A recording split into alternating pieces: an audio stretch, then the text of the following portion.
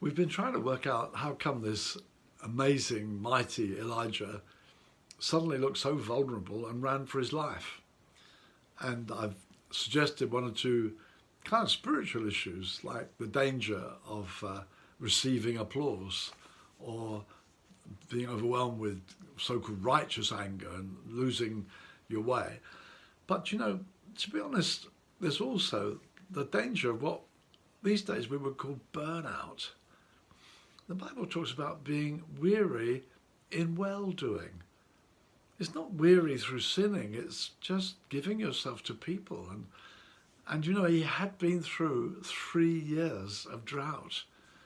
We know a little bit about a year or so of the virus, and that, you know, it can drain you. And the horrible shock of maybe being in your car and finding, hey, I've run out of gas. I had no idea. It kind of hits you like a shock. I've got nothing left. I've got an empty tank. Oh no. And that could be what is happening to him. It even says about Jesus, virtue went out of him. We need to understand that, dear friends, that life costs us energy, and we need to be constantly renewing, coming to Jesus, our true vine, being branches that are really drinking in the virtue, the love, the power, the energy that comes to us from Jesus. And sometimes we just get busy, and if we're not careful, we fail to draw.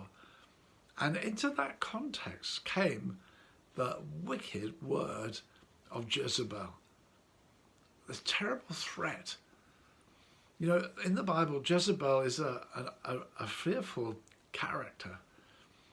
And people these days talk about sometimes like a Jezebelic spirit. It's almost like a satanic weapon, particularly aimed at leaders and prophetic people, where suddenly they find it, and sometimes there is a person who comes against them.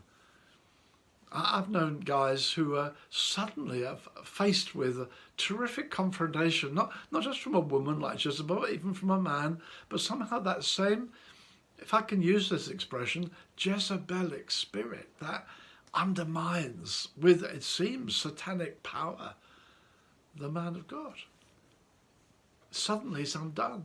Suddenly he doesn't look like the man we know. He runs for it.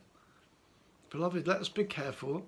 We need to understand we have spiritual enemies. That's why we're told to put on the whole armour of God, put up our shield, put on our righteousness as a breastplate, be strong in faith. We need to be on our guard, praying always in the Holy Spirit. Yeah, we're in a warfare, we're in a conflict. Sometimes it's that gradual loss of energy, sometimes a harsh attack. Elijah, poor guy, had both. And he lost out. He ran for it. He ran into the wilderness. He went into a sad season. Let's keep from that wilderness. Let's keep our eyes on Jesus. Keep on the armour he's provided for us.